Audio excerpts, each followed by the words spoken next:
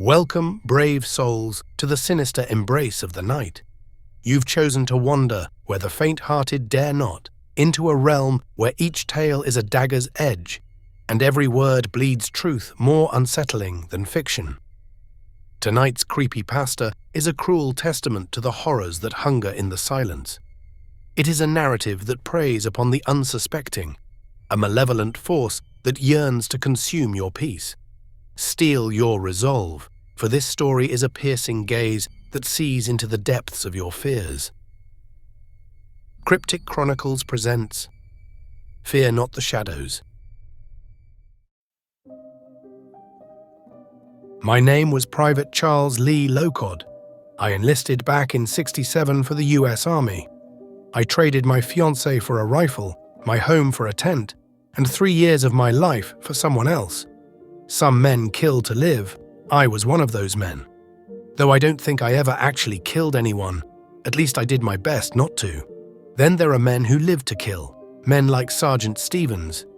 He was a backwoods Carolina man who took pleasure in each gruesome act. The last I saw him was a few days ago when he waved me goodbye as I got on the bird. Good riddance. After a year of crawling through the jungle dirt, I finally earned my way home. I was one of the lucky ones, unlike so many others that fought in that country but didn't make it back. I was just so glad to finally be rid of Stevens. That man was a psychotic, gun-ho, high-speed death machine. He once told me when I first met him, "Son, my count is 23, and all I felt was the recoil of my rifle." Like I said, psychotic. To his credit, after 2 years of killing, it finally got to him. 3 weeks before I left Nam, he told me he wished he could be more like me. He wished he could undo the things he had done. He wished he could go back in time and stop himself. I told him, "Look, Stevens, I know you hate yourself, but there's still time to change the road you're on." If I remember correctly, I told him that right before he ordered me to storm that tunnel. All I really remember from that is a loud bang and watching Stevens pull me out with tears in his eyes. After I got myself off base, I made my way to the bus depot in Tenino. I was supposed to wait for a ride to take me back home to New York. Why didn't I just ride a bird to New York? Don't ask me, ask Uncle Sam.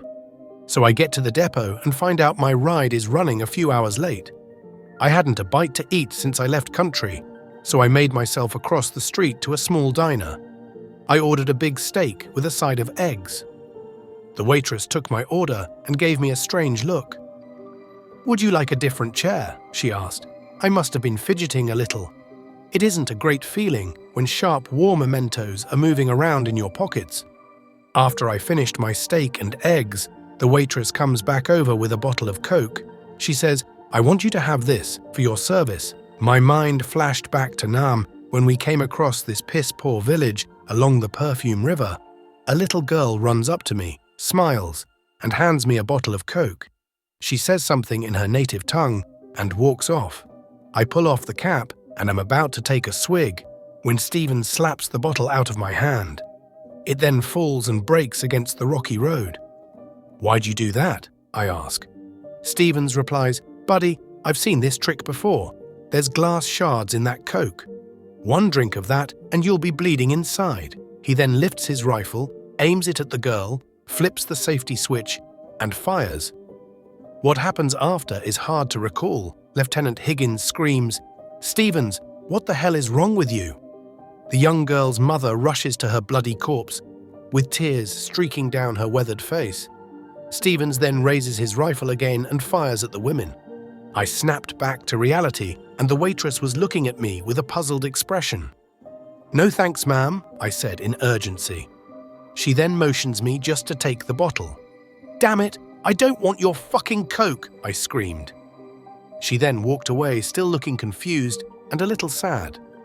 After that little incident, I paid for my meal, leaving a generous tip for the lady I insulted, and headed back to the bus depot. Within a half hour, my bus arrived and I stepped aboard. The grey-haired driver stood upon seeing my olive-drab fatigues and greeted me with a firm handshake. "Welcome home, son," he said in a thick southern accent. I took my seat at the end of the chrome charter, tossed my duffel bag in the seat in front of me, and reclined with my legs across the cushion, hoping to catch some sleep. To my surprise, as soon as I laid down, the bus took off. I drew a deep, relaxing breath and quickly drifted off to sleep. I had a nightmare. I was back home. Stevens and I are pulling night guard in the tower overlooking the gate. He pulls out a cigarette and lights it. "That's a nice lighter. Mind if I look?" I ask. He hands it to me and I study it with my flashlight. It was a little hard to read the engraving with the red lens filter, but I was able to make out the phrase, "I fear not the shadows as I venture through the valley of death, for I am the most evil thing there." I laugh a little and ask, "Fear not the shadows? What's that supposed to mean?" Stevens lets out a big plume of smoke and asks, "You read the Bible, boy?" I shake my head. You see, there's a verse in Psalms that tells believers not to worry as they fear for their lives because God is with them. I changed the words a little to say, "Yes, don't fear the shadows. Instead, you should fear me, for I am the most evil," if that makes sense. I look at him quizzically. "Do you really believe that?" He lets out another cloud of smoke and responds, "I like to say it to myself in a firefight. Gives me courage." From down below the tower, I hear Higgins yell in a hushed tone, "Stevens, shut up, you crazy idiot. Do you want the entire NVA coming down on us?" Stevens shrugs his shoulders and readjusts himself on the M60 as if to act like he's doing something. "Prick," he murmurs. "What did you say, Stevens?" Higgins yells back. "The jungle is thick," Stevens replies. Higgins, now more upset than he was before, yells, "Stevens, I saw what you did to that girl. Don't think you won't end up in Leavenworth when I tell the colonel about it." Stevens clenches his teeth and mumbles, "Don't think I won't kill you, Higgins." After a half hour of quiet boredom, there was an eruption of gunfire in the tree line. Stevens lays down on them with the continuous bursts of fire. I hunker down and call out targets, "Hit 'em at 2, half dozen at 11. Stevens yells, "Reload, reload." I grab a fresh belt and slam it in the receiver. Off in the distance, I hear a rumble and some squeaking. One of our tanks is rushing to the gate at full speed. From the tree line, 2 long streaks of black smoke stream its way. They hit the tank and explode into a ball of flames. "Hot tube! Hot tube!" Stevens yells to me. I put on my asbestos glove and change his 60 barrel. "Link them all together," he yells. I do so with the belted rounds as fast as I can in cover and yell, "What's happening?" I then hear what sounds like thousands of people screaming in unison. I look up and see what looks like an entire battalion of Vietnamese running right for us, guns blazing. Stevens patiently waits for me to finish the task and mumbles, "Fear not the shadows," as he then squeezes the trigger and doesn't let up. I grab my rifle and start firing a few well-aimed shots. Spent brass soon lined the floor of the tower. Calling out targets became pointless. They were coming from all directions. I change my magazine and I see Stevens' barrel glowing red hot as his last rounds are shot off. He then grabs me and throws me over the ledge of the tower. He jumps over and lands on top of me. Before I can understand what's happening, he picks me up and we're running away. I take a glance behind me and the attacking Vietnamese are bum rushing the gate. Stevens and I then run into the jungle where we see Higgins running a few yards ahead of us. Stevens then aims his rifle and fires. I woke up screaming at the top of my lungs and it startled the old bus driver. He swerved a little. "Dear Lord, son, what's wrong?" he asked. I took a few deep breaths and wiped the cold sweat from my brow. "Just had a nightmare," I responded. The driver gently parked the bus, walked back to me and asked, "Is there anything I can do, son?" I shook my head. "No, unless you can make me forget all the war crimes." "You did something you shouldn't have?" "No, there was a guy in my platoon. He was a murderer. Why do his crimes upset you?" "I could have saved a few innocent lives had I just killed him." He nodded his head. "I understand why you feel guilty, but I'm going to tell you that you did the right thing by not doing it." I wiped away a fresh batch of sweat on my head. Why was it the right thing? He gently placed a hand on my shoulder and said, "Son, I've seen the ugly face of war once, and I can tell you that some people just go crazy when faced with death. They lose all sense of humanity and devalue their brothers and sisters of God to mere animals. Only later does it catch up to haunt them. You did the right thing. It's best to give people a chance to face their mistakes and change the wicked road they're on." That guy was a contained psychopath. War just drew him out. I just hope the people I've failed don't come back to haunt me. Did he ever show any remorse? Yeah, he broke down one day and told me he wished he hadn't done the things he had done. He told me he wished he could be more like me. If I were you, I would take that as a badge of honor. You went to war, saw the faces of evil, and you didn't come home a murderer. You came home a man that evil envies.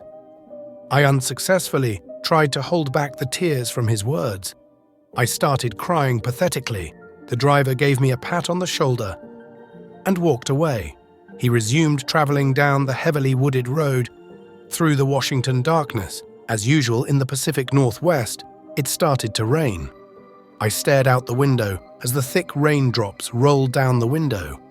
I flinched when I saw what looked like a person walking on the side of the road. At first, I thought it was just some drifter. Then I saw it again, and again, and again. Something wasn't right. Why would there be so many people walking down a quiet road in the middle of the night? In the rain, the bus came up to a lighted intersection and stopped. I gasped when I saw someone running towards the bus door. It looked like a black silhouette, just like a shadow. I was about to yell to the driver, but he started moving again, and the shadow slammed into the side of the bus with a thud. I desperately hoped I could have drawn this up to me, just going insane and seeing things, but I know I saw the driver flinch a little when the shadow man made impact. I tucked my head below the window and closed my eyes, which was my biggest mistake. I fell asleep again. It's the morning after the attack. We were tasked to go out and take account of casualties. After the gun bunnies on the hill filled the sky with beehive rounds, that is, artillery shells that shoot tiny arrows everywhere, the horde was either killed or repelled. It was a slaughter, to say the least.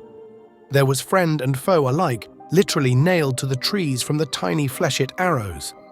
I kept a rag to my mouth to filter out the scent of smoldering burnt flesh from when the flyboys came over and naped the entire area. After some time of collecting ash-covered dog tags, I find Stevens knelt over the body of Higgins. To my horror, Higgins was still alive and conscious. Stevens has him pinned to the ground with the muzzle of his rifle prying open Higgins's mouth. Stevens then stabs his knife into his mouth. He then picks up a large rock and swings it at the knife handle. I can still hear the crack and Higgins scream as each of his teeth were being pried out. "Dear God, Stevens, what the hell are you doing?" Stevens looks at me after popping another tooth loose. "Hey pal, gold is worth money, and this guy had a lot of fucking cavities." I shout in anger, "Does he really have to suffer through that?" Stevens rolls his eyes and grabs the pistol at Higgins's waist. He points it at his forehead and fires. A spray of blood covers them both. "That's not what I meant. I ought to kill you right now, you disgusting pig." Stevens shakes his head and goes back to popping out Higgins's teeth. He stops for a moment as if he suddenly feels disgusted with himself. He picks up the pistol again and throws it at my feet. "Then do it," he commands. I take hold of the pistol and aim at his head. I start to squeeze the trigger and stop. He's not even looking at me. It's at this point I realize he doesn't care. Either he feels remorse and wishes to die, which I doubt, or he truly believes in his fear, not the shadow's nonsense. I then see Stevens shimmy himself away from Higgins's chest. I think the horror is over, that is, until he stabs his knife into Higgins's belly. "What the hell?" I scream. Stevens looks at me and says he swallowed a couple. He then rips the blade across the chest and the corpse splits open. Upon awaking, my screaming made the driver swerve violently. The wheels slip on the wet road and the vehicle goes head-on into the road ditch. The bus slammed into a tree. I was sent into the air and crashed into the seat in front of me. I lied there on the floor for a moment, feeling ashamed for what I caused. I heard the driver call out, "Are you okay?" I sat up and replied, "Yeah, I've been hit harder." The driver nods to me and attempts to back up. The tires turned rapidly and ejected mud into the wheel wells. The driver stopped trying to back up and exited the bus. I followed him with my eyes as he examined the situation with a flashlight. I saw a shadow casted before the light. I thought nothing of it at first, and then I realized shadows are casted away from light, not behind it. I started pounding my fist against the window, trying to get his attention. He acknowledged me and shook his head. The shadow remained as he walked back towards the door. I looked closely and the shadow is still there in the darkness, staring at me. I hadn't noticed, but the driver came up to me as I stared in fear out the window. "I need to get to the next town and call a wrecker. We aren't getting out of this ditch without one." Damn near sunk 2 feet into the mud. I quickly turned my head to him in surprise. "No, please don't leave me here with those things." "What do you mean things?" "Those shadow people. Didn't you see them?" The driver cocked his head and crunched his face in confusion. "I think when we get to New York, you should talk to a shrink. There aren't anything out there but the rain." "Well, please let me go with you." "No, it goes against company protocol. You have to stay here." "Please." "No, stay here and get some sleep. I don't want you screaming when we get moving again." The driver turned his back to me and walked away. I begged him to stay as he exited the bus, though it did not stop him. He did come back after he stopped suddenly in the darkness. I was hoping he'd changed his mind, but he flipped the ignition switch and removed the keys. The bus went dark. As he turned to leave, he said, "Son, I really don't want to leave you here in your mental state, but I have to. The only advice I can give you is this: fear not the shadows." I lied down on the seat again, shaking in fear. I managed to eventually convince myself that I was going crazy. I mean, yeah, that makes sense. I've been to war, of course that's going to mess up my head. That shadow didn't attack the driver, so that means it's all in my head. I said it out loud, "Fear not the shadows." I gained some courage from the words. The whole situation soon seemed like I was just a crazy man stuck in the woods. I resumed staring out the window at the falling raindrops. The rain does something to a man. To some, it makes them depressed. Others like to listen and watch it as a form of entertainment. For me, it puts pressure on my bladder. I really didn't want to go outside, still slightly fearing what I had convinced myself were hallucinations. But a man has to do what he has to do. I cautiously exited the vehicle and found a nearby tree. As I relieved myself, I heard a noise, like a boot sinking into silt. I told myself, "It's all in your head. You're just going crazy. Fear not the shadows." I looked around as I zipped up my trousers. Off in the distance, I saw something moving in the trees. It looks like a dark group of people. I heard a twig snap. I quickly turned to my right and saw a shadow figure running to me. I abandoned all logic and ran back to the bus, slamming the door behind me and locking it. I ran to the back seat and crawled underneath it. The sound of the rain hitting the steel rooftop drowned out any sound of footsteps I heard outside. This was the worst part, not knowing if they were still coming for me or if they had gone away. I whispered to myself, "You're just hallucinating. Fear not the shadows." I closed my eyes and tried to sleep. I would have rather dreamed about the war than deal with this reality I was living in. There was a scratching along the side of the chrome bus. It came and went sporadically for an hour. Then it became a constant, nails on chalkboard, like screech that made chills run down my spine. Then there were the sound of thumps, like hands or tree branches pounding against the metal walls. I buried my knees deep to my chest when the bus started shaking violently from side to side. I thought I'd had to have been dreaming. I tried pinching my wrist desperately in hopes of awaking. I squeezed harder and harder until at last I realized I wasn't dreaming, as blood started to trickle on my fingers. There were deafening screams, like the ones I heard the night Stevens and I were up in the guard tower. I whispered it to myself over and over again. Fear not the shadows, fear not the shadows, fear not the shadows. I began to gather courage from the words, but that courage soon dissipated when I heard the sound of breaking glass and the sound of scampering feet rushing into the vehicle. When I saw the feet coming down the aisle, I closed my eyes and started screaming, "Fear not the shadows, fear not the shadows, fear not the shadows." I opened my eyes and the feet were gone, and I took a deep breath. My little chant seemed to help. Then there was this sucking noise, like walking across a hard wood floor with wet feet. 2 small, bare, and bloodied feet, slowing, crept towards me. My heart raced faster with each sticking, staining, limping step. I thought my chest was about to explode when the feet were only inches from my face. I whispered, "Fear not the shadow."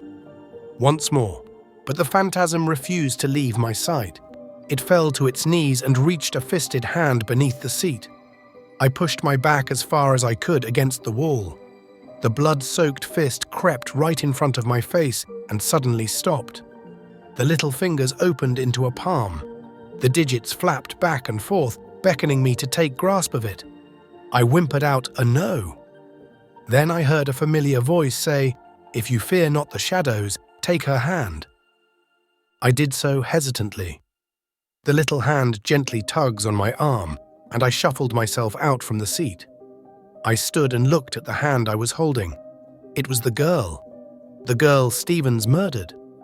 Blood was dripping from the wound in her forehead and down her entire body. She looked at me with sympathy and pulled me forward up the aisle. When she turned her head away, I looked up and saw the multitude of feet from earlier standing in the seats. They were always there. My chant did nothing. There were mostly faces of bloody Vietnamese soldiers staring back at me.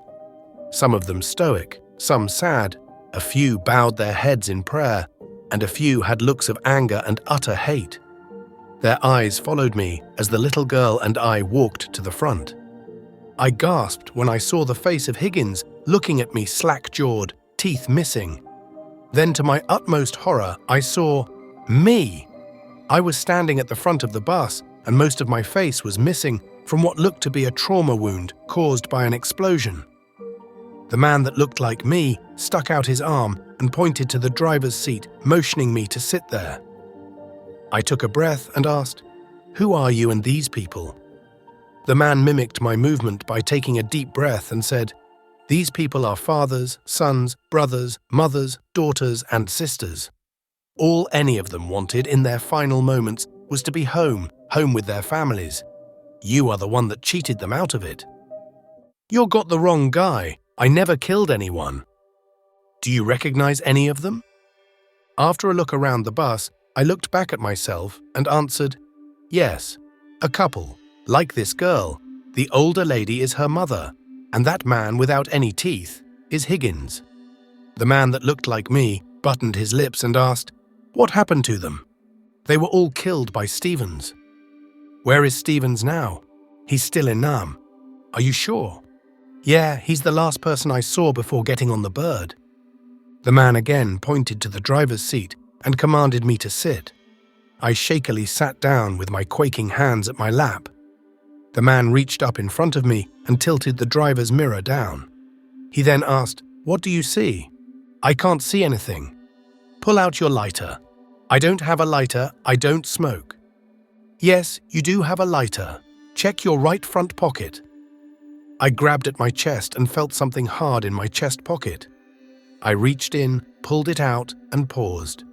"What are you waiting for? Strike it," he said, now yelling. I let out a slight sob and said, "No, I don't want to." He screamed, "Fear not the shadows and do it." The lighter flipped open with a metallic click. I rolled the flint and the vehicle was slightly filled with light. I gasped when I saw what was being reflected back at me. It was Stevens. What? How in the hell can this be? Locod put a hand on my shoulder and said, "A month ago, you told me you envied me. You wished you could change the road you were on and become a better person." "No, I don't believe it." "You tricked yourself into believing you were someone else." "No, I am Private Charles Lee Locod." Private Charles Lee Locod was killed when he was ordered by his sergeant to clear a tunnel.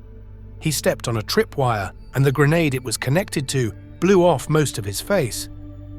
I am Charles Lee Locod. I am from New York, and I am going home to my fiancée. He violently grasped me by the shoulders and asked in a forced calm, "What does she look like?" I was silent. For the life of me, I couldn't remember what my beloved looked like. After what seemed like an eternity of silence, he spoke, "You don't know, do you?" I screamed, "No, I just can't remember. It's been a year since I saw her last." A fist came crashing into my face.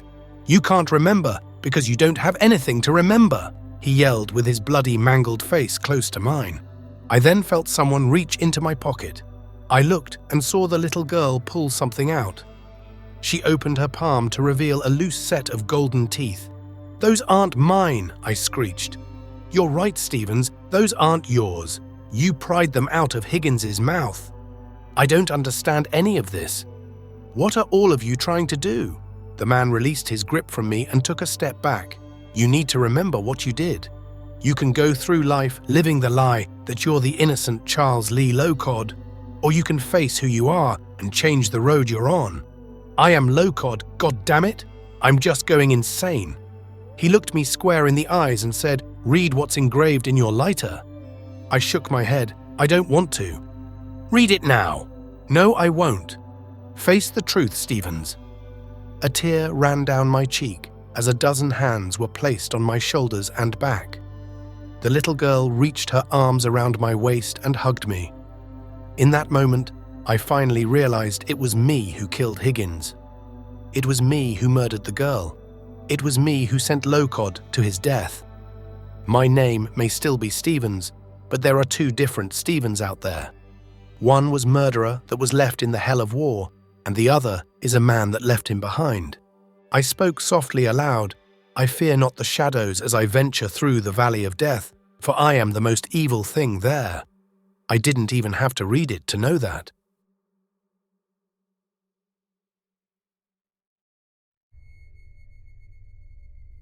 As the final whispers of our sinister saga dissolve into the darkness, I urge you, brave souls, to cast your favor with a like if you felt the cold touch of fear.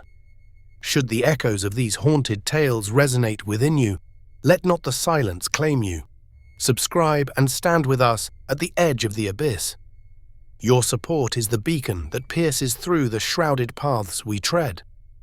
Until we meet again in this grim procession of stories, bear in mind, the most terrifying tales are those yet to be told. Farewell, until the shadows call once more.